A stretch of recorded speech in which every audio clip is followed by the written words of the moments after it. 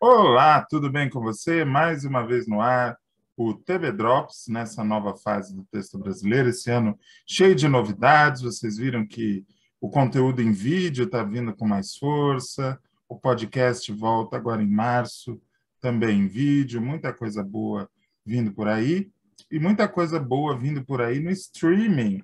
Recentemente a Globoplay subiu essa delícia aqui, Pecado Capital, de volta ao ar via streaming. Já existia o DVD no mercado, quando o DVD ainda era um artigo de consumo desejado, e agora ele está indo para o artigo de consumo do momento, que é o streaming, que é o vídeo on demand. Estou aqui com meu amigo direto de Uberlândia, Reinaldo Maximiano, vocês já estão acostumados com ele, e a gente marcou esse papo para falar um pouquinho sobre essa novela de 1975. Eu estava olhando no catálogo, Rei, é a segunda novela mais velha do Globoplay, só perde para o Bem Amado, é isso mesmo?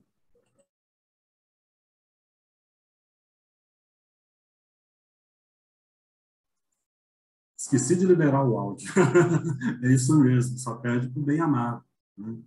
Que até é aí a novela mais antiga disponível no catálogo hoje da Globoplay, né? Do arquivo ali da Globo. Vamos ver o que mais vem pela frente, né? Mas já é Eu um tenho, a, bom trabalho de arquivo. eu tenho a impressão que ainda vem uma mais velha, pelo menos uma, que seria Irmãos Coragem. Por já estar em DVD, eu acho que é uma missão menos árdua resgatar o Irmãos Coragem também para o Globoplay. Mas o Ou talvez Selva assunto de Pedra. também Salva de Pedra. Mas, no caso, nós estamos aqui para falar de Pecado Capital, que é uma novela que surgiu do acaso e entrou para a história, né? Você está acompanhando, você está gostando de Pecado Capital na íntegra? Estou acompanhando na íntegra, assistindo os capítulos pela Globoplay, aquilo que eu falo, né? O Reinaldo não assiste mais novela, só assiste novela. É só novela aqui em casa. Se bem que eu estou acompanhando agora Além da Ilusão, porque, enfim, me despertou um pouco de interesse, então estou ali vendo como é que está sendo esse encaminhamento da nova novela das seis, né? Mas tenho acompanhado e estou delirando com algumas cenas e com algumas sequências, assim. Daniel Filho inspiradíssimo nessa direção, umas sequências muito boas de externos, e essa batidinha de samba que tem, assim, acompanhando o Carlão, o núcleo dele. Então, Tem assim, eu estou achando a novela sofisticadíssima. na trilha sonora tem vários momentos de samba, inclusive instrumental, com Instrumental. grupo Época de Ouro e tal. Eu tenho esse LP, é muito bom. E tudo isso perpassa a novela. Isso se perdeu, né, Rei? Eu lembro, por exemplo, é recente porque nós somos velhos, mas, enfim. A Favorita também tinha o tango que perpassava toda a novela, né? Sim, Essa prática se perdeu e ela dá um clima para a história, né? sim, é uma coisa... Você lembra do Bem Amado? Você assistiu bem? Tinha a trilha composta pelo Toquinho Vinícius. Então, você tinha sempre alguma cadência de um afro-samba cadenciando as cenas, né? E no Pecado Capital isso não se mantém. Então, nós temos ali sempre algum samba embalando as cenas do Carlão, que é um motorista de táxi. E aí é uma coisa muito afetiva, porque eu tenho um tio, meu tio Ivan, em Belo Horizonte, que ele foi motorista de táxi, né? Como se dizia, motorista de praça. E ele tinha um Fusca que era o táxi, e era um Fusca alaranjado. Eu não sei se em Ribeirão Preto os táxis eram alaranjados, mas lá em Belo Horizonte não. E era muito engraçado ir para o Rio, porque lá o táxi é branco, né? E as letrinhas eram vermelhas. Então, assim, tem uma coisa de uma saudade. Eu adorava brincar naquele volante do Fusca, do carro do Tivan, né? A minha Do Fusca do meu família, Tivan. a minha família vem de Porto Alegre e lá o táxi é cor de laranja até hoje. Até hoje. Até Nossa. hoje. Porque depois que essa história de Uber, táxi é uma coisa que a gente tem que ver cada vez menos, né? A menos em algumas cidades que tem Olha, aplicativos interessantes. exatamente. Eu vou te dizer, a última vez que eu andei de táxi foi recentemente. Fui buscar uma prima minha no aeroporto e estava muito complicado de encontrar Uber. E o táxi foi uma grata surpresa. Paguei a mesma coisa que eu pagaria no Uber e ele parado me esperando num carro maravilhoso, com extrema educação. É engraçado, né, como o capitalismo ele muda as coisas assim muito rapidamente. Mudo. A gente E é fugia, engraçado. a gente fugiu do táxi, que era caro, ruim e complicado, foi para o Uber. Hoje, quem está caro, ruim e complicado é o Uber. Mas, É enfim, o Uber. estamos fugindo do tema do vídeo. Até que não muito, né? Porque pecado capital é exatamente essa discussão do capital, né? Exato, Eu exato. lembro que alguém postou uns anos atrás, você deve se lembrar disso também, as chamadas de pecado capital, Uhum. né? Que era uma coisa assim, é pecado querer ter uma vida melhor? É pecado querer, enfim, ter um dinheiro, uma casa boa, poder viajar, ter conforto? É pecado desejar tudo isso? Né? Que é essa discussão. Essa possibilidade cai no colo do Carlão e, apesar dos dramas de consciência, ele não se furta a ela, né? Uma coisa Não, não se... interessante que eu queria que você falasse, já que a gente tem um tempo limitado e é tão significativa essa história que a gente poderia passar aqui programas e programas. Eu queria que você falasse sobre a canalice das pessoas, dizendo assim, não, essa novela está muito realista, muito boa. Isso deve ser o Dias Gomes que está escrevendo para a Janete. Pois é, né? Porque você tem no time de principais autores daquela época, né? Vamos lá, aquela época da década de 70, né? Os autores meio que se revezavam no horário das... Lauro César Muniz e Janete Cleve. O Dias Gomes radicado no horário das 10 horas, né? Mas você tinha ali, né, um rodízio dos dois autores, né? Até Tentaram colocar o Walter Negrão para ser o terceiro elemento, mas ficou só numa sim, experiência. ficou numa experiência com Cavalo de Aço, né? Que mais tarde a gente viria a conhecer e se empolgar como Fera Radical, né? Mas você tinha ali uma tentativa de trazer o Dias Gomes para as 8 horas, lá em 75, adaptando aquilo que ele mesmo classificou de uma pequena sacanagem, né? Adaptando o berço do herói para as 8 horas da noite. Né? E é claro que essa pequena sacanagem não ia passar impune pelos olhos da censura, né? Já que ele era taxado de subversivo. eu adoro o arquivo do DOPS, onde tem a transcrição da gravação, e ele fala para o Nelson, amigo dele, eles são muito burros, É, eles não vão perceber. eles não vão perceber nunca que é o berço do herói, que já era uma peça que teve problemas. Né? É muito delicioso ler aquilo mesmo, porque eles foram lá e garfaram. Né? E a novela é uma coisa, a gente está contando a história de uma novela, mas tem que contar a história de outra. Né? Então, assim, o Dias Gomes já estava ali com 30 capítulos escritos, até mais. Né? Ele deu um depoimento uma vez fantástico, falando que não censuraram só a história dele, né, de Roque Santeiro, censuraram o pensamento, porque não era apenas uma novela. Uma novela não é uma novela. Uma novela é um pensamento, é uma forma como aqueles autores enxergam o mundo, enxergam as pessoas e tentam retratar alguma coisa dentro daquilo que é da sua perspectiva. Né? E ela foi O uma Dias Gomes tinha censura, isso. ela foi uma censura que ela teve também o viés econômico, porque eles Teve. esperaram a Globo contratar todo o elenco, construir os cenários, costurar os figurinos, encomendar a trilha, esperaram tudo estar pronto e a um nível irreversível para, enfim, censurar. Foi uma coisa realmente para quebrar No as dia da pernas. estreia. Isso. Foi uma coisa para quebrar as pernas da TV Globo. Tipo, ó, vocês vão ficar sem a atração que vocês estão anunciando há um mês, vocês vão ficar no prejuízo, porque isso não vai ao ar, e virem-se com isso. Virem-se com isso e aprendam. Né? É a velha estratégia de quebrar as pernas na altura do joelho. Que é aquela fratura terrível, né? E que dificulta muito, né, a vida. Mas, claro, aí vai todo aquele aspecto que a gente meio que conheceu agora com a pandemia, que é de você ter que tirar uma produção inédita colocar uma reprise enquanto prepara a toque de caixa uma produção inédita para ocupar essa faixa. Lá em 75 nós não tínhamos uma pandemia. Essa pandemia era outra muito mais grave, né? Era um regime ditatorial, né? Um regime militar, que cerceava o pensamento e a livre circulação de ideias, né? E de opiniões. Enfin, a Janete Clerc, então, traz. Ela estava, na época, com o Bravo, no horário das 7 horas, dividindo com Gilberto Braga, que nos deixou no final do ano passado. Deixa Gilberto Braga com a batuta, né, com a máquina de escrever, só se vira, meu filho, que eu vou para o meu horário. Até porque ela estava se sentindo meio... Como é que eu vou dizer isso? Ela Meio estava rebaixada. muito infeliz no horário das 7, não queria. Ela não queria estar naquele horário, né? Porque ela era aquilo que o próprio Carlos Drummond de Andrade definiu, a maga das 8. Né?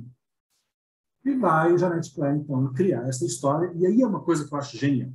Porque uma coisa, um golpe, né, de censura que foi dado ali para quebrar as pernas da Globo na altura dos joelhos, acabou fortalecendo um aspecto que a gente já conhecia na Tupi. Né?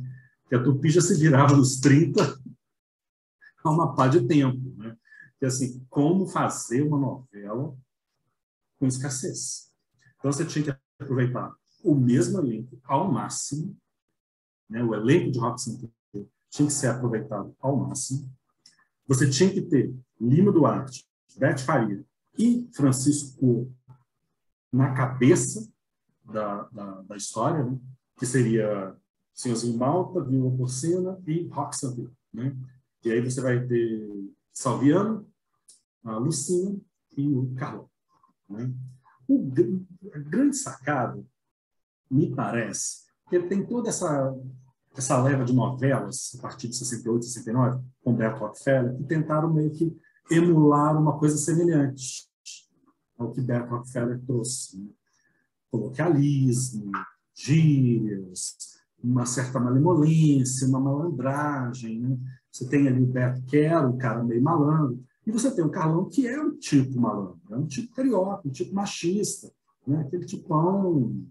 Eu tem acho nascido... maravilhosas as recomendações do Daniel Filho para o Cuoco. Uhum. Tipo, engorda um pouco. Temos aí um mês e E ele meio, estava né? super magro. É, Imaginar que ele estava gordo, que ele tinha engordado.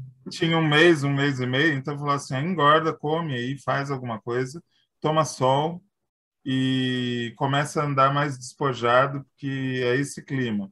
E Uhum. aí é um elemento que eu acho que quem trouxe foi o Cuoco, não foi o Daniel. A questão do candomblé. Falou assim: eu posso Sim, fazer ele filho de santo? Falou, pode e tal. E ele andava, principalmente no começo da novela, com um palitinho na boca. exato. É uma composição maravilhosa, né, Rei? É uma composição maravilhosa. E aí, vamos lá. Quem escreveu, né? Pecado Capital foi Janete Clerc. Dias Gomes já era Dias Gomes quando a gente vai conhecê-lo na televisão. Já era, e Janete Clerc também já era Janete Clerc, porque ela já vinha de uma carreira no rádio. Né? E Janete Clerc, daquela lavra, né? daquela safra, perdão, de autores que emendavam uma novela na outra. Terminava uma novela na sexta-feira e começava a outra na segunda, como a Ivani Ribeiro fazia na Tupi. Né? E aí vem, então, uma novela em que nós temos um cara como Carlão. Recentemente, no especial da Globo, a Beth Faria falou que o Cuoco tinha a pegada, né? E a gente percebe isso em cena, eles têm uma química muito intensa com o Carlão em si, e é muito curioso Eu quando você diria assiste até explosiva. explosivo, eles são explosivos.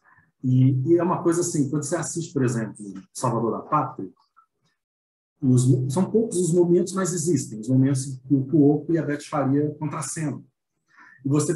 E na história da novela eles tiveram alguma coisa no passado. Né? E você percebe que tem faísca, né? É um casal que tem faísca. Coisas do Lauro César, acho que o Lauro César também gosta dessa coisa que sai faíscas, né? Encontros faiscantes, assim. Mas você tem ali um núcleo suburbano, né? Um núcleo pobre. O cara é um motorista de táxi, ele divide o táxi com um amigo que roda na madrugada, ele roda durante o dia, para sustentar a casa em que ele mora com o pai, que é um cara que já está ali, né, infartado, doente, já não dá conta, né, de batente, trabalhou a vida inteira, está ali aguardando também contagem de tempo para previdência. Isso eu acho genial, até porque tem um personagem do Benedito que é a mesma coisa, que é algo semelhante, e tem ali um namoro, né, com a Lucinha. E é aquela coisa assim, a moça já é voluntariosa, já está querendo uma coisa assim, eu pelos meus méritos. E o cara é um cara que tenta subjugar a moça o tempo inteiro, e não consegue. Então, assim, outro dia, semana passada, eu assisti a cena em que ele sobe na escada e arranca o cartaz da Lucinha, o outdoor da Lucinha. E ela fica encantada com esse mundo, né? Porque ela é uma operária, ela trabalha na fábrica, né, de tecidos do Salviano. É muito do seu Salviano, Salviano, né? a Centauro, né? Centauro. É muito bonita uma sequência do primeiro capítulo quando mostram a Lucinha no cotidiano dela. Quase não tem falas, é ela na fábrica, aí ela desliga a máquina, um lencinho na cabeça, aí ela pega o trem, e aí ela sobe a ladeira, que ela Ela com a mora... Elisângela no refeitório comendo, batendo lá um marmitão. Ela mora no alto de uma ladeira, é muito Rio de Janeiro, é muito realista, e realista no melhor sentido da palavra. Não é uma imitação da vida, é a vida. E ali tem uma coisa que me agradava muito, me agrada até hoje, quando eu assisto as novelas da década de 70, até mesmo início de 80, assim, filmada em locação. Você não tem cidade cenográfica, você não tem aquele Aquela ambiente fábrica controlado. existia, era em Bangu, eles iam para Bangu gravar. Você tem as casas, né, as fachadas das casas, a casa do Carlão, a casa da Lucinha, que tem sempre a vizinha que joga água quando ela está namorando com o Carlão no portão.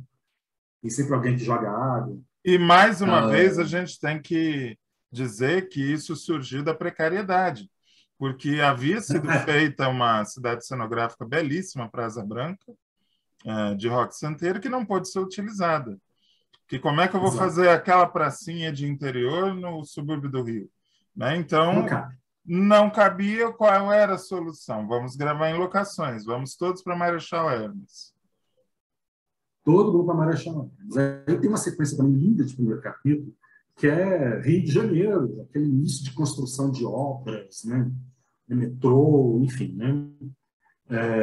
Um carro do Carlão ali, e ele sempre com um paninho na cabeça, tá fazendo um calor danado, aquele engarrafamento, aquela coisa assim, e ele conversando com o passageiro, eu estou doido para chegar em casa, não, isso aqui é cansativo demais, enfim, reclamando da vida. Né? E aí tem o grande plot da novela, que é esse, né? Ele cai no meio de um assalto, né, em que um casal entra no carro dele e toca e foge, já estava até no horário de almoço. A senhora não viu a placa aí? Eu vou almoçar.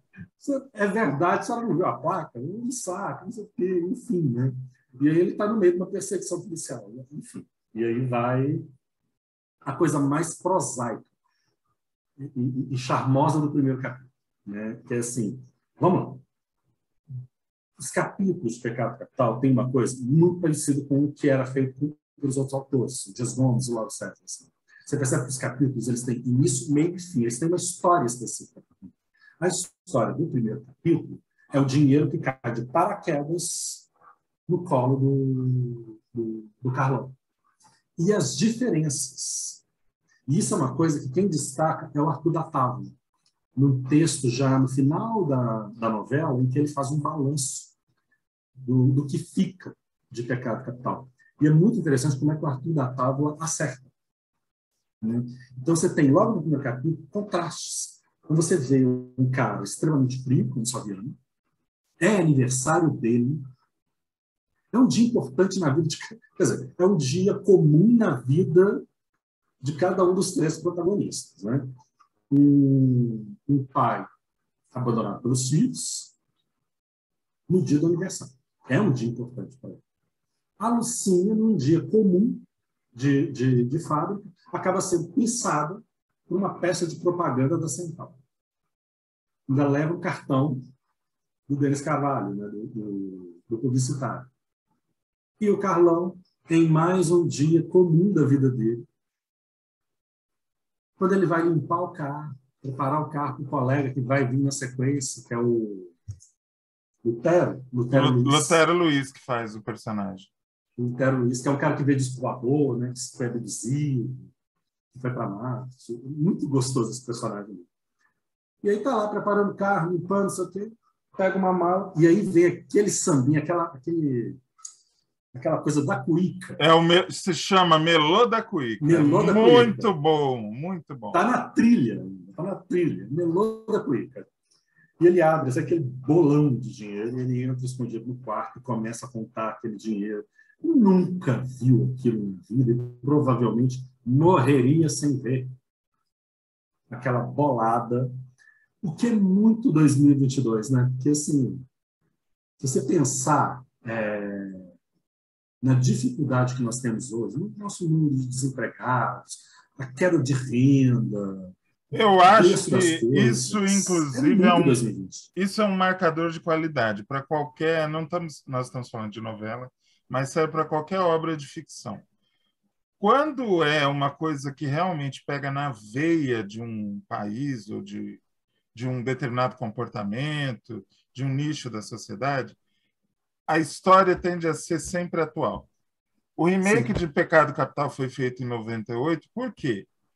Porque queriam homenagear a Janete, mas por que Pecado Capital? Porque em 98 Pecado Capital continuava atual. E se hoje a gente fosse pegar essa novela e refazer, inclusive eu acho que ela daria uma série policial maravilhosa. Se a gente refizesse hoje, ela seguiria atual, porque a Janete pegou veio, assim, um nicho que é eterno, ainda mais no nosso país em crise, que é as pessoas querem subir na vida, querem ter dignidade, querem ter conforto, querem ter luxo, e se isso envolve alguma forma de burlar a lei ou de manipulação do próprio caráter, muito que bem, vamos embora. Isso é interessante, porque, olha só, a Janete fez uma coisa muito árdua. Então, nós já começamos falando que ela trabalhou com a escassez.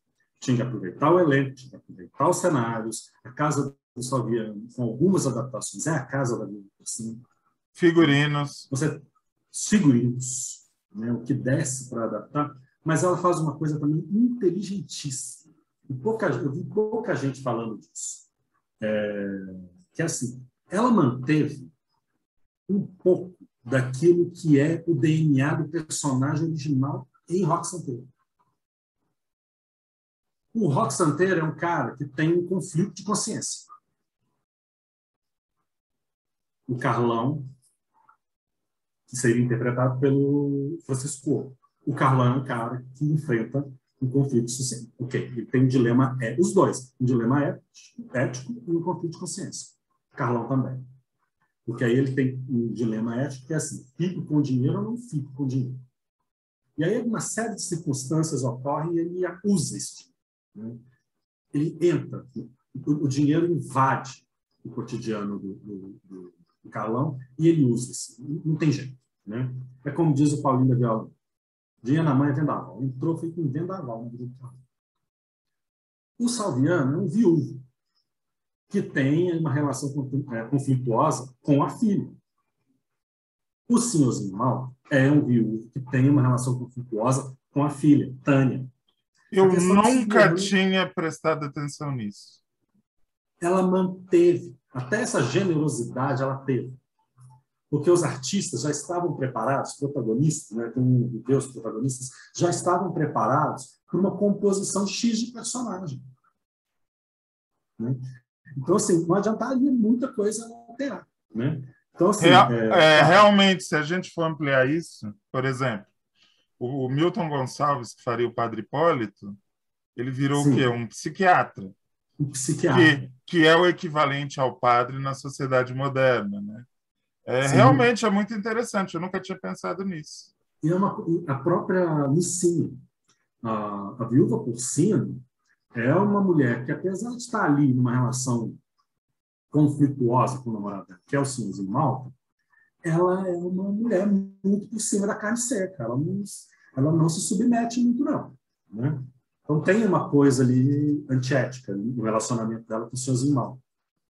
A Lucinha tem uma coisa parecida. Ela tem um relacionamento muito conflituoso com o Carlão, porque ela não quer que ele mande na vida dela. Aliás, isso é dito no primeiro capítulo. Que ela fala assim, que a Elisângela, o personagem da Elisângela fala assim, mas ele é seu noivo, assim, mas não manda em mim. Talvez depois de casar. Então, assim, talvez. Então, assim, a gente já sabe que essa mulher não vai dobrar. Ela não vai se dobrar. A galera mais jovem que escute a gente deve pensar assim, grandes coisas. Isso em 1975 era grandes coisas mesmo. Era grandes coisas mesmo. Então, assim, até essa generosidade da Janete é uma inteligência. Então, vamos lá. A gente está falando de uma mulher, de uma autora, que pensava telenovela. Então, assim, diferente do Dias Gomes, que também pensava telenovela, mas trabalhou muito também com adaptações de coisas que ele fez lá no teatro, né, em outro terreno. Era uma operária da TV. Era uma abordagem diferente. Ambos talentosíssimos. Eu, inclusive, prefiro particularmente o Universo do Dias, dialoga mais comigo. Só que tem essa diferença que você apontou. O Dias, a telenovela era um veículo, era um meio dele divulgar o que ele queria estar dizendo no teatro e não podia. A Janete, não. Para a Janete, a telenovela era o centro. Era mais do que apenas um veículo. Era o veículo e era a linguagem preferida dela, né? E era uma coisa engraçada, porque naquele período a gente estava vivendo um cenário de experimentação interessante, porque o próprio Lauro César Muniz, que também é de uma geração de autores insensatos do teatro, tal, naquele período, ele vem, né, a novela anterior, no horário, seria Escalada. Né? E ele ainda volta, que já foi uma experimentação muito grande para a telenovela. E ele volta com o Casarão. Que é a novela seguinte do horário, né? Que é a novela seguinte do horário. Né? Ô, então, Rei, aqui na contracapa do DVD tem algumas informações, eu queria ler para você comentar, ver se te dá também algum insight, alguma coisa que a gente está esquecendo de falar. Um marco para a TV brasileira, você já disse isso, a primeira novela das 8 em cores. É curioso isso, queria comentar isso contigo. As cores foram chegando pelos horários que estavam em volta, né? Chegou uma hora que as das 10 foram as primeiras, né? Sim, todas coloridas. Porque era um horário de experimentação também. Exato. Em 74 ou 5 começaram as das 6. Das 6. Né? E a das 8, ela foi o penúltimo horário, né? Em seguida, o horário das 7 também ficaria todo a cores. Muito curioso isso. Muito curioso e até por conta de ser o principal prato da casa, né? Então, assim, vamos lá. Quantas pessoas naquela época tinham TV a cores? Pouquíssimas. Eu acho que não chegava a 10% do público. Será que eu estou equivocado que eles deixaram o horário das 8 só para 4 anos depois da implantação da cor, por medo de errar no principal horário e ficar uma coisa meio complicada de administrar depois, ou você acha que não tem nada a ver? Não, eu acho que pode ter alguma coisa a ver, sim. Porque tem um depoimento do Daniel Filho no DVD do Bem Amado, em que ele fala da dificuldade que era filmar colorido. Porque, por exemplo, você está fazendo uma externa, então tem sempre uma luz e ela fazia uma refração estranha, ela fazia um fantasma. Sim. E algumas cores também davam borrões. Então você percebe isso muito no Bem Amado, né? Então me parece que eles foram também se cuidando para... Bem, o Daniel Filho fala isso, que ali foi experimentação mesmo, até eles encontrarem uma maneira, ok, sabemos mexer com essa tecnologia agora. Acho que eles não quiseram se aventurar no horário das 8, que era um horário muito... Eu lembro dizer, muito... É a instituição. Eu lembro muito do cenário da casa do Jardel Filho. Você deve lembrar, Sim, é uma casa de madeira de tábuas assim compridas. O sim, vão entre as tábuas, às vezes, quando a câmera passava muito rápido, aquele vão ele criava um fantasma e as linhas exato, ficavam dançando. Era muito esquisito. exato. Imagino E era uma colocar coisa isso que, às 8 da noite, deveria às 8 da ser noite, isso complicado, aí né? ia, isso aí ia criar rejeição. Quer dizer, imagino eu. E eu É. estou falando isso lembrando do depoimento do Daniel Filho, da dificuldade que é. Né? Uhum. Ficava feio. Né? E não tinha muito o que fazer para eliminar. É. Tomei conhecimento agora, a edição para DVD de Pecado Capital foi feita pela Rosane Lima, que uma dramaturga, trabalhou com o Lauro César Muniz, com o Thiago Santiago, enfim. Uhum. Eu vou ler o elenco que está aqui. Se você quiser, Beleza, se você quiser fazer algum destaque de algum deles, você me interrompe, tá? beleza. Tá aqui, novela de Janete Claire, elenco. André Vale, Beth Faria, Dari Reis, Débora André Vale, Duarte. que a gente vai conhecer, né? Minha geração vai conhecer mesmo como o Visconde, anos um, mais tarde, um né? ano Na e pouco versão de um ano e 77. pouco depois, né? Um ano e Exatamente. pouco depois. Débora Duarte, que a gente já mencionou, que é Débora Duarte a tem, filha talvez, problemática do Salviano. do Saviano, que é a Vilminha, que Isso. talvez seja ali, olha, ok, a Lucinha é protagonista, né, da novela, mas me parece o papel feminino mais importante da trama, pelo menos assim. Ah, sim. Nem a gente está falando de Débora Duarte, a gente está falando de qualquer atriz. Primeiro, por uma coisa que o próprio Arthur da Távola também colocou. Que, assim, a novela inova ao trazer questões emocionais. Assim. Núcleos familiares muito prejudicados por questões emocionais muito mal resolvidas. Né? Ele até fala assim, que dali podem derivar para questões mentais, essas mais graves. Estou falando de um texto de 76, então é uma coisa que a gente tem que lembrar dessa economia da época. E é curioso que Mas todos os filhos do Salviano têm algum BO. Até mesmo tem. a Teresa Maio, que é a mais velha, né? Chega uma época da história que ela começa a dar defeito também. André. É, Você tem o é, Vicente, que é mulherinho. isso, exatamente. O que vem é Vicente, não? Como é o nome? Do padre O, franciscano. Padre não, Frei. Não vou lembrar. Quem faz não vou lembrar também. É o Lauro Góes, enfim.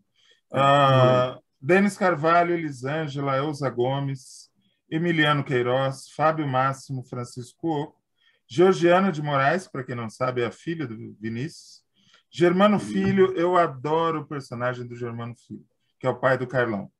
Ele tem um Sim, misto de amor por aquele filho, com vontade que ele se vire na vida e vá embora, e ao mesmo tempo uma carência, uma dependência desse filho, e ao mesmo tempo que ele morre de medo da questão do dinheiro, ele também adora o dinheiro. É um personagem muito bom. Não sei se você concorda comigo. gosto dele também. Um personagem muito bonito. Muito É bonito. engraçado, a Janete Claire tem essa coisa de a gente construir alguns... A Sinhana, por exemplo, de Irmãos Coragem, tem Adoro a essa dimensão Sinhana. também. Adoro a Sinhana. Emiliano Queiroz, Fábio Márcio, já falei isso aqui. Hélio Fernandes, Ilvaninho, Isolda Cresta, João Carlos Barroso, Leide Francisco. João Carlos Barroso é o Val. Isso, um dos filhos. Um dos filhos. Em Roque Santeiro, ele faria o João Ligeiro e ele foi um dos atores que conseguiu fazer, em 85, o mesmo personagem. Porque ele era muito jovem, né? Infelizmente, já nos deixou, João Carlos. Já fez a viagem. Já. Leide Francisco, Leina Crespi, Lima Duarte, Luiz Leide Armando Francisco é a secretária. A secretária. Exatamente. Uma delícia. Uma delícia. Ela é sempre uma presença agradável, né? Eu adoro ela. Eu gosto. Lutero Luiz, Malu Rocha, Maria Pompeu. Lutero Luiz, ele faz o taxista amigo do Carlão, que é o Marciano. O dos ETs, exatamente. Dos ETs. Que é uma coisa bem Dias Gomes também. Né? Mas, enfim, que também diz, Rock Santeiro teria uma coisa assim. Né? Milton Gonçalves, que segundo o próprio depoimento dele, ele tinha pedido para parar, para ser um, como é que era? Eu quero fazer um negro de terno. Sim. Nessa pequena sentença, ele encerra todo um conceito, né? Um negro que não seja Sim. subalterno, que tenha romance, que tenha ação na história, que não fique a reboque dos outros. Ele quase ganhou um personagem interessantíssimo, que era o padre, e a Janete Sim. conseguiu manter ele num lugar de destaque, né? Num lugar, porque ele faria o Padre Hipólito em Rock Santeiro, e aí ele Isso. vai e faz um psicanalista, né? Um psiquiatra, na verdade, que trata da Vilminha. E E aí você que tem toda uma questão de racismo, uma discussão começou a revelar o presente. racismo do público quando as Muito. pessoas reclamavam nos jornais e para a própria Janete pessoalmente, mas esse personagem do Milton não existe psiquiatra assim. E nunca diziam assim como. Achavam Nunca. irreal, né? Mas como irreal? E nunca diziam preto não pode ser psiquiatra, né? Não pode ter Não. estudado medicina, não pode ter um Exato. consultório médico, enfim. Essas coisas com as Exato. quais a gente tem que lidar, infelizmente. E é curioso, porque eu estou olhando aqui, né? Estou tentando procurar informação sobre Gaivotas, que é uma novela do Jorge Andrade, em que a gente Ah, tem o Gésio Amadeu, maravilhoso, Jéssica Amadeu. que é em 79. Né? Então, olha só, em 79, o Gésio Amadeu faz um personagem que é o secretário Daniel, do Daniel. Né? Rubens de Falco. Mas ele era isso. Então, olha como é que a Tupi também era um tanto conservadora. Né? O papel do Gésio Amadeu era basicamente isso. E tinha uma relação ali de um preconceito, né? A, in, a, Racial. intenção, a intenção do Jorge Andrade foi muito boa, a execução nem tanto. A execução nem tanto. É. E em Pecado Capital, anos antes, você tem essa presença do Milton Gonçalves. E aí é uma coisa que merece um parêntese mesmo. Porque Dias Gomes e Jeanette Claire foram autores que se atentaram muito para essa questão de uma representatividade negra diferente desta habitual, que é uma coisa que o Arthur da Pablo também fala no texto dele, que é assim, o cara que vai dirigir o carro, a pessoa que vai cuidar da cozinha, né? Posições serviços. Né? Você vê, o Zelão das Asas é um personagem maravilhoso. Você tem uma personagem da Ruth de Souza em Sinal de Alerta? Sinal de alerta. Fábrica, Sinal Sinal de de Alerta, alerta. Ela era uma personagem central na história. central na história. Né? Então, O Dias só deu uma escorregada. Na época não era uma escorregada, porque o machismo era ainda mais forte do que é hoje. Com o Milton, no Espigão. Eu não sei se você se lembra não, do nome do personagem do Milton. O nome do personagem não vou era lembrar. Nonô Rei das Gringas. Dá para imaginar por que ele era o Rei das Gringas? Isso aqui é o Coisas do YouTube. Dias Isso Gomes. aqui é o YouTube. Eu não posso ser explícito em termos sexuais, Uhum. mas ele reforçou um estereótipo da O raça negra, estereótipo. né? E assim, mas na época isso devia ser a glória para o Milton, porque era muito bonito. Reforçou um estereótipo, uma É, objetificação, né, do corpo negro, exatamente. Tirando isso, ele mas sempre ganhou personagens maravilhosos, inclusive na própria Sinal de Alerta, que ele fez o Gaguinho maravilhoso. e Continua Araponga, ele faz um personagem engraçadíssimo, que é o inventor, né? o inventor da urinolina, que é o Maravilhoso, combustível à base de urina. maravilhoso. Aí na lista aqui vem um ator que ele fez muitas novelas, mas eu só tenho assim registrado esse desempenho dele, onde ele foi muito bem, que é o Moacir Deriquém. Ele era produtor Não de sei de quem. ele era produtor de elenco da Globo, então ele pegava pequenos papéis, porque ele não Sim, podia sim. se ocupar demais. Mas aqui ele fez o marido da Rosa Maria Murtinho, que foi muito bem. Eu gosto muito do desempenho dele. Nadir Fernandes, Nestor de Talvez as pessoas Montemar. vão se lembrar dele quem? No... Ele fez muitos personagens advogados, Sempre era juiz, advogado, juiz, advogado. sempre coisas assim. Porque ele Né? tinha a atividade dele dentro da Globo e vamos, Sim, eu não quero diminuir a importância dele, pelo amor de Deus, era um excelente ator. Mas era tipo um complemento de renda. Eu vou ali tirar um dinheiro sim, e tal. sim, Porque a função sim. dele dentro da TV Globo era cuidar do elenco, contratar as pessoas e tal. Muita gente E era entrou um na bom ator. Globo, excelente. Muita gente entrou na Globo pelas mãos dele. Aí Rosa Maria Murtim, que eu acho que Rosa Maria Murtim, um dos melhores papéis dela na televisão é esse. também acho. Uma mulher angustiada e retraída que tem coragem de matar uma Aflita. pessoa para se defender. Muito. Ela tem vários níveis, cheia de camadas, muito boa personagem, né? Sim, sim, é uma personagem complexa. É. Sandra Barsotti, que eu gosto também da personagem. Gosto muito da Sandra Barsotti. Tereza Maio encerra o elenco, direção de Daniel Filho. Algo mais a falar sobre o elenco? Uma coisa interessante é a presença da Elisângela, né? Que é a Emilene, Muito jovenzinha ainda, né? muito jovenzinha. E ela seria a Tânia, em Rock Santeiro. Exatamente. Acabou que não pegou Papel que na segunda versão coube a Lídia Bronte. Lídia Bronte. Lídia Bronte. Que é engraçado, né? Porque o papel mais ou menos análogo à Tânia seria Vilmine. Né? Uhum. E ela estava para fazer Tânia, e não fez Vilmine, foi Débora Duarte que fez. Né? Sim. Depois a Elisângela volta em Rock Santeiro e faz a primeira esposa do Roberto Martins. Isso. Para rivalizar com a Tânia da Lídia Bronte. Uma coisa que a gente não falou é que o Roberto Matias teria entrada na Globo do Denis Carvalho e mais uma vez comprovando a sua tese de que a Janete procurou perfis parecidos, né?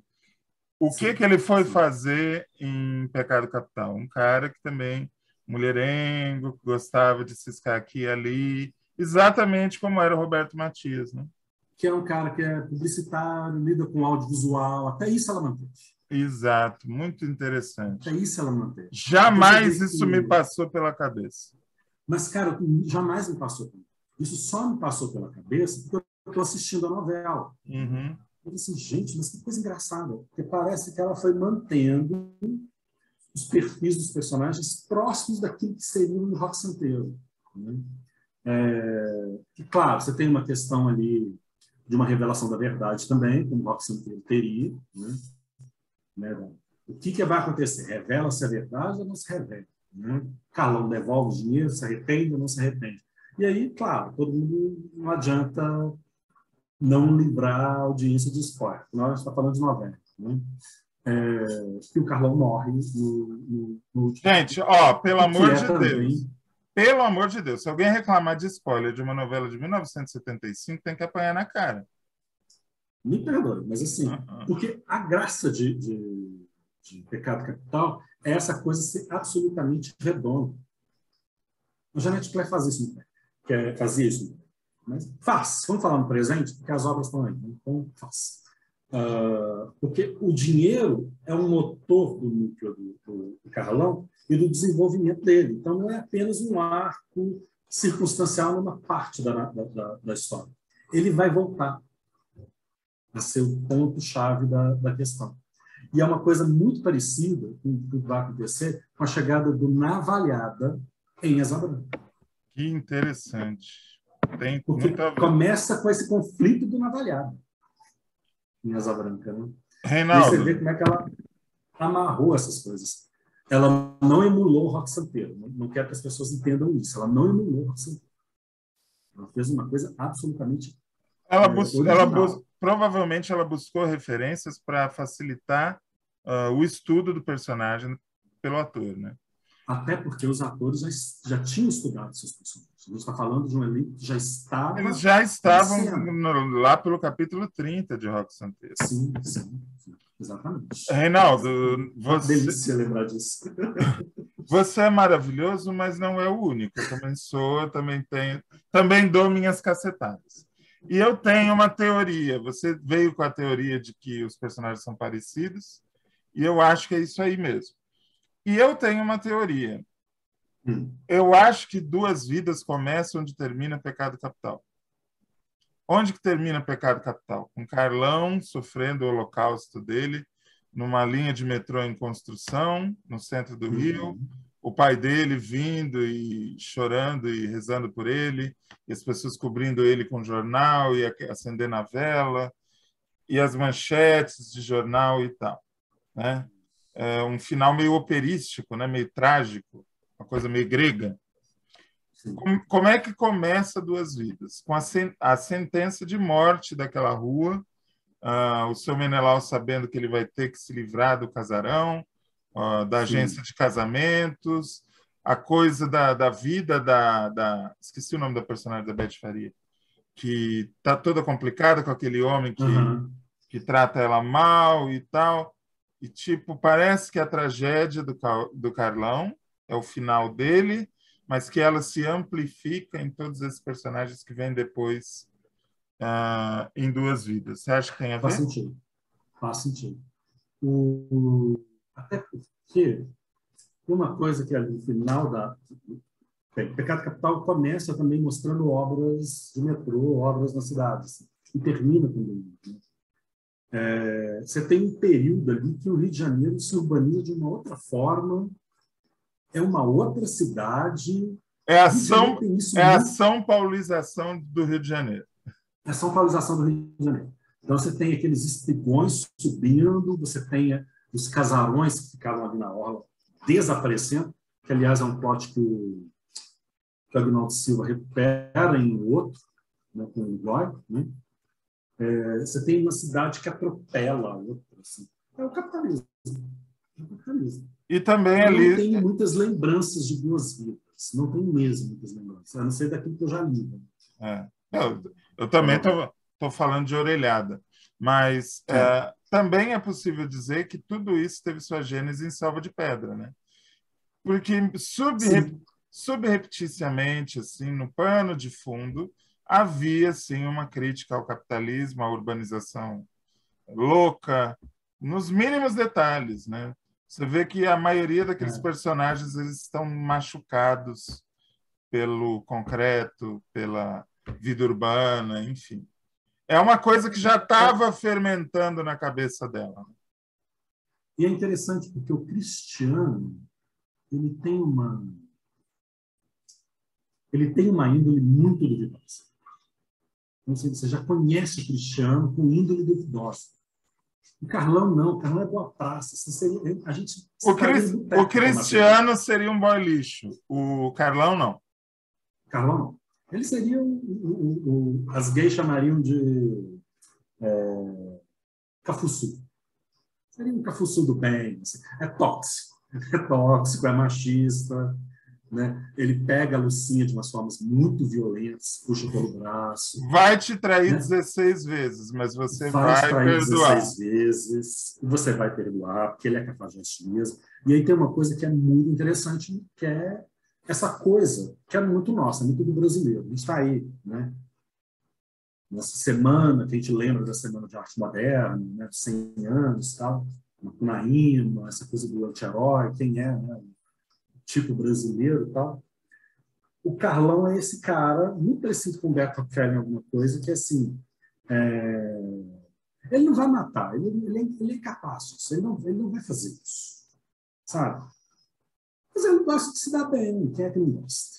Né? Então, que é uma coisa meio... Vamos lá, o Darcy Ribeiro falava de ninguém, né? O brasileiro, mestiço, é um ninguém, porque ele não é branco, não é elite. Também não se identifica com preto porque ele não quer ser serviçal. Então, ele fica ali, numa posição meio de ninguém. Isso segundo Darcy. Né? Muito resumidamente, muito sumariamente, a ideia da Darcy. E o Carlão é esse cara. Meio ali, perto ali, esperto, malandrão, com essa gestão. É muito curioso, né? Adorável. Adorável. Você torce por ele. Nessa época... Como a gente torce pelo Rock Santeiro. Nessa época, mais do que em outras épocas, Era uma época em que o negro era ensinado e praticamente obrigado a meio que se embranquecer, se não na pele, nas atitudes e No cabelo. culturalmente, né? Tinha que ter cabelo Lembra? liso, tinha que, enfim. E ao mesmo tempo, hipocritamente, o branco tentava um escurecimento cultural, que, por exemplo, não era legal você ser branco branco, você tinha que torrar na praia para ficar com uma cor bonita, você Isso, quando o fazia carioca da gema. fazia permanente e tinha que saber sambar, senão era esculachado. Essa coisa meio hipócrita, meio lá, meio cá, meio barro, meio tijolo da sociedade brasileira, né? E aí tem uma coisa que eu gosto muito naquilo que a Glória Pérez vai fazer no remake. Porque ali você tem o Roberto Bonfim, que vai fazer o pai, que é... Se a gente for pensar na atualização da novela, faz todo sentido que, por exemplo, se eu tivesse que fazer uma atualização da novela, transformar em novela ou transformar em série, Carlão é Lázaro Ramos. Entendeu? Carlão é Lázaro Ramos. Motorista de Uber. Saca? Entregador de iFood. Poderia tranquilamente ter sido Milton Gonçalves. Poderia tranquilamente ter sido Milton Gonçalves em 75. Né? Mas, dadas essas condições, né, de racismo estrutural, ter escolhido do Moscovitz, claro que pesa muito ali o sucesso de Curamã, né? Mas do Moscovitz deu uma cara brasileira muito boa para o personagem. Eu gostava muito do Carlão do Moscovitz. Eu enxergava do trio Carlão, principal, para mim, era o melhor de disparar. Era o melhor, era imbatível. Era imbatível. Ele era melhor que o Saviano, que era o corpo que fazia, e a Lucinha, que era a Carolina Ferraz, e Carolina Ferraz a gente ama, venera, de tudo quanto é forma. A gente adora ela, mas assim, desse trio foi imbatível. O Carlão era imbatível. Né? E que mais? O Roberto Bonfim, que fazia aquele pai. Né?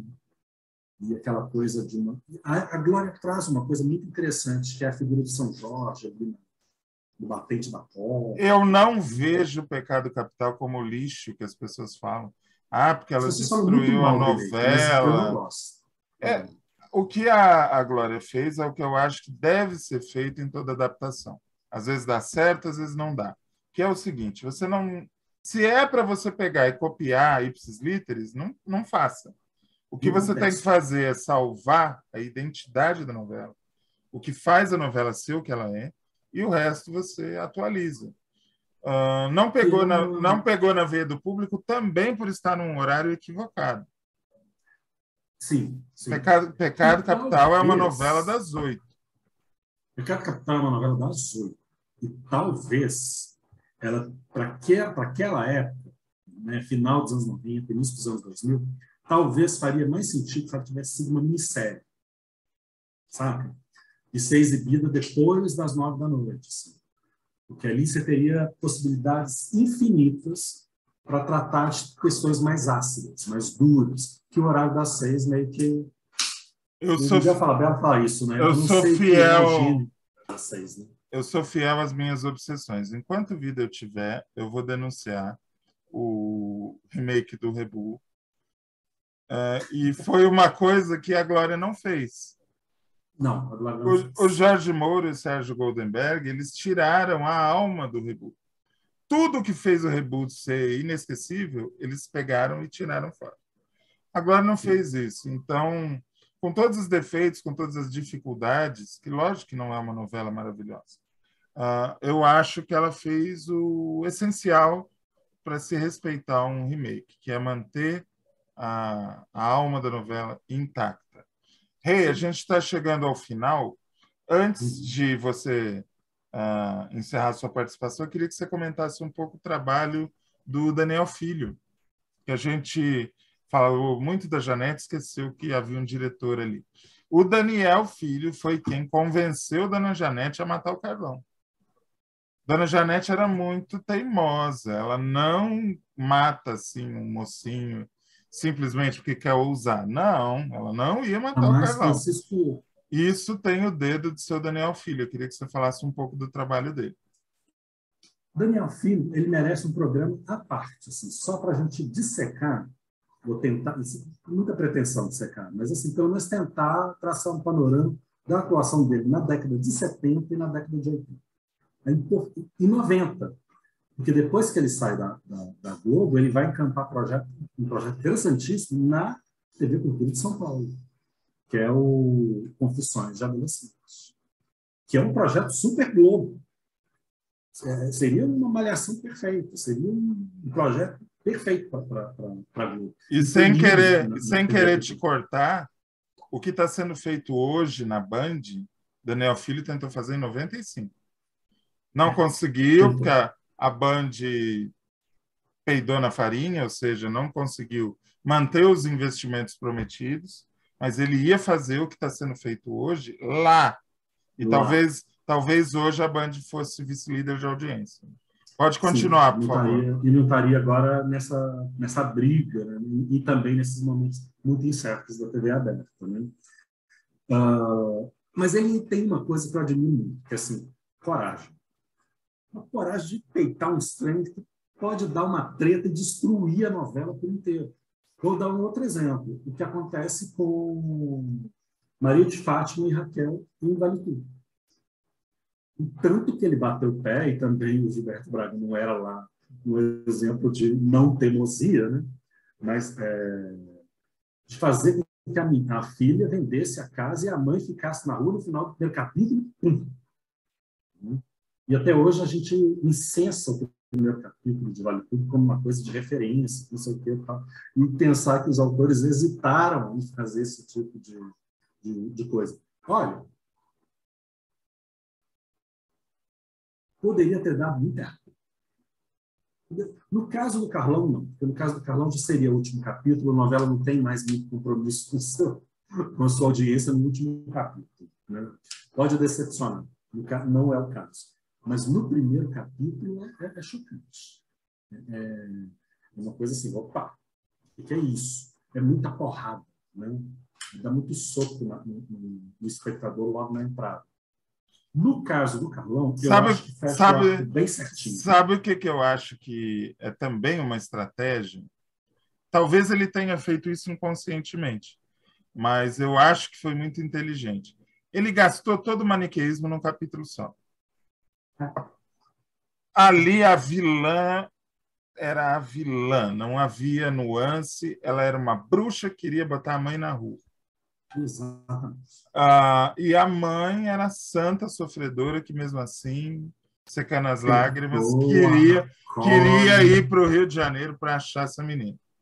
Ou seja, as coisas estão assim muito claras. Tá bom, a partir do capítulo 2 eu posso ser o mesmo e brincar de jogar com esses papéis.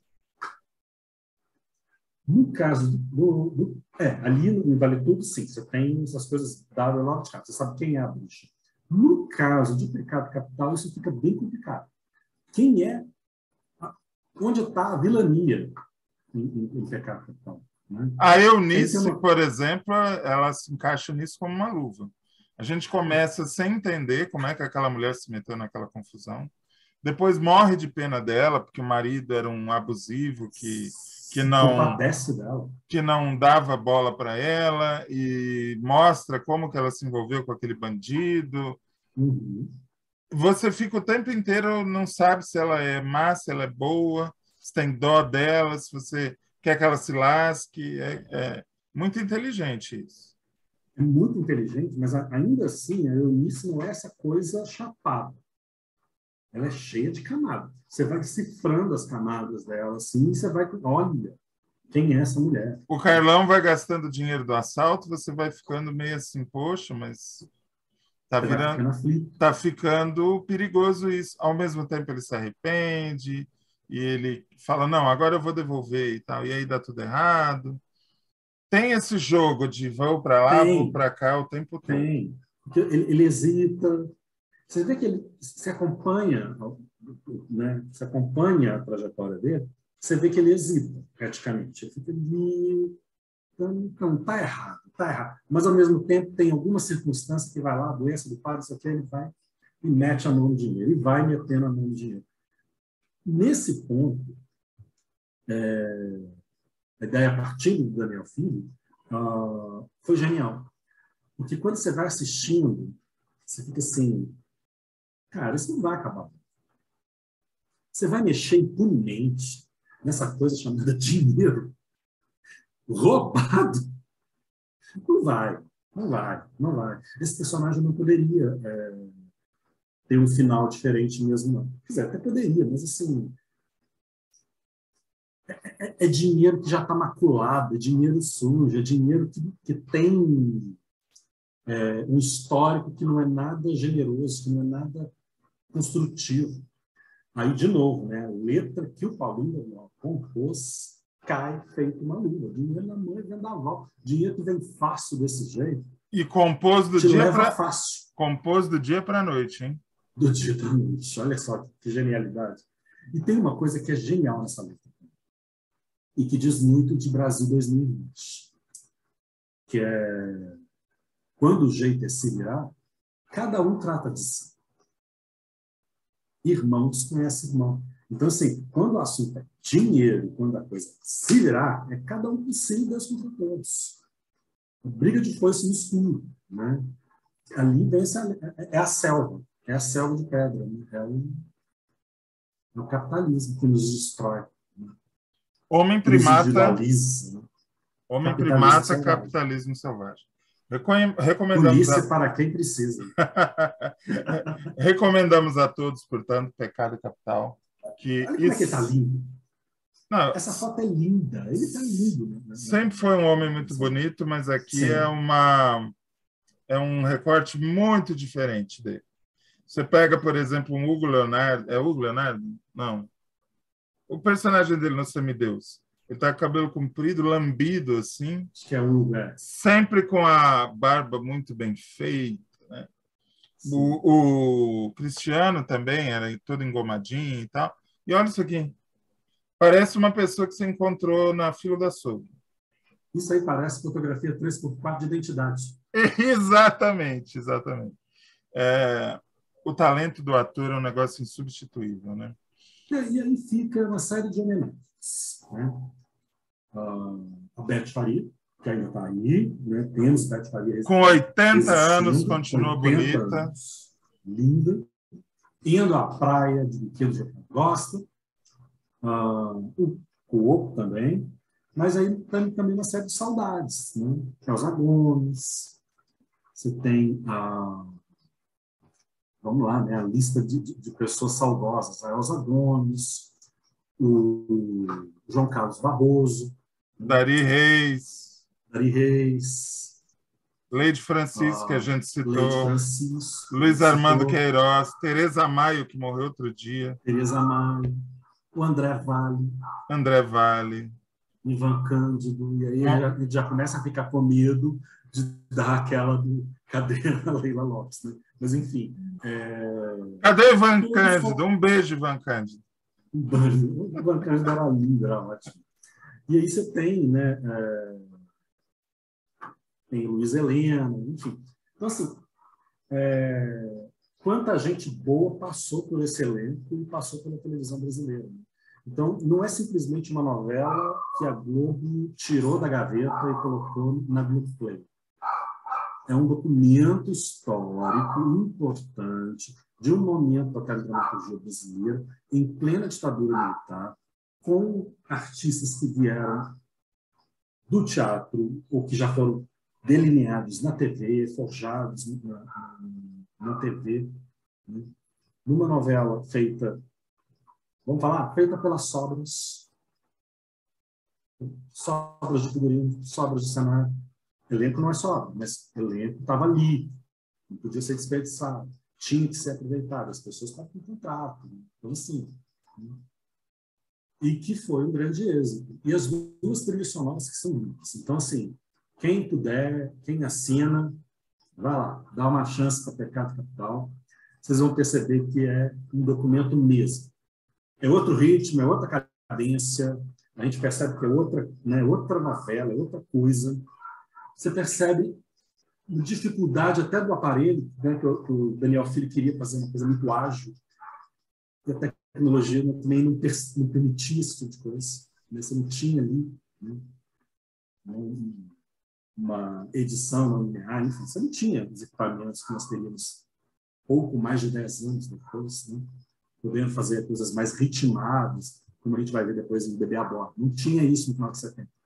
Mas que ainda assim é uma novela extremamente urbana. Sabe onde que eu vejo muito Pecado Capital? No outro, do Agnaldo Silva. Sim, sim. É uma influência muito grande, com certeza. É. Você pega personagens como aquele do Tonico Pereira, o Nininho Americano. Sim. Ele poderia muito bem estar ali no núcleo do Carlão, porque é a mesma vibe. Perfeitamente. A Né? mesma vibe, a mesma coisa. O Denizarte, que Denizar. é praticamente o Carlão, né? Já nos anos 80. Uhum. É interessante como é que essas coisas ciclicamente acabam reaparecendo nas novelas. E fica aí, já é Vamos ver já Ou seja, no original. se a gente consegue enxergar Pecado Capital em outros trabalhos, em outras situações, é porque realmente foi uma fotografia boa da sociedade carioca. Foi sim. E brasileira, que a gente consegue identificar esses tipos em Belo Horizonte, em São Paulo, claro, guardadas ali muitas proporções, mas você encontra tipos como Carlão. E essa lembrança, né? Porque pode ser que nós tenhamos Pecado Capital no vivo em algum momento, né? Oxalá. Da Glória Pérez. Oxalá. Que eu adoraria rever.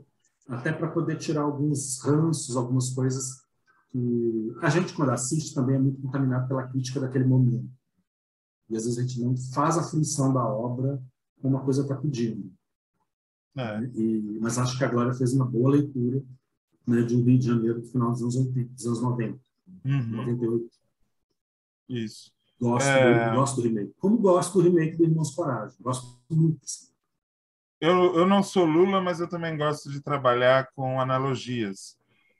Pecado Capital 75, ela é mais ou menos prova aquela coisa que a gente já sabe, mas que a gente não costuma botar em prática. Muitas vezes você abre o seu Rappi, o seu iFood, e você pede um prato de R$ 150, que depois você fica pensando, meu Deus, por que eu gastei isso nessa comida? Nem foi tão boa assim. Sendo que com as sobras da sua geladeira e alguma criatividade, você poderia fazer um negócio, ó, MasterChef. E foi o que a o cara que dona... te entregou não ganhou esse dinheiro que você gastou. Exatamente. Ou seja, Comida. você ficaria com seu dinheiro na conta e muito mais feliz, mais satisfeito. Lógico que a gente não está querendo dizer que o Roque Santeiro não deveria ter ido ao ar. Não. Até porque foi uma violência de um regime autoritário. Quem defende isso tem que estar fora da internet. Um beijo, Monark. O que a gente quer...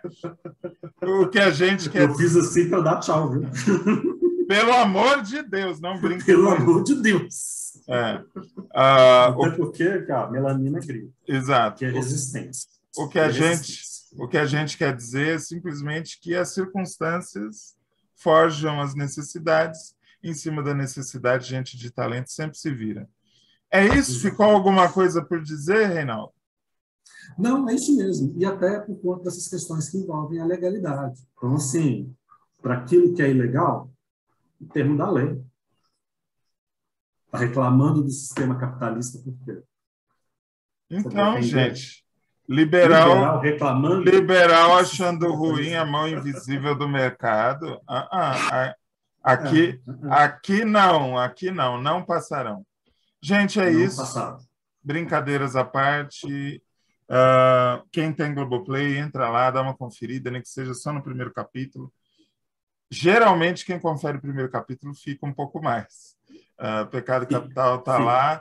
E é também importante a gente fortalecer a audiência das novelas mais antigas, que quanto mais view tiver, mais coisa velha eles vão trazer. E para quem gosta, é um prato cheio. Ficamos por aqui. E para quem pesquisa, é importante ter acesso a material. Com certeza. Por mim, voltaria até a Rosinha do Sobrado, porque é bom para todo mundo. Foi um prazer, Reinaldo. Foi um prazer. Beijo, abraço, aperto de mão. Tchau, tchau.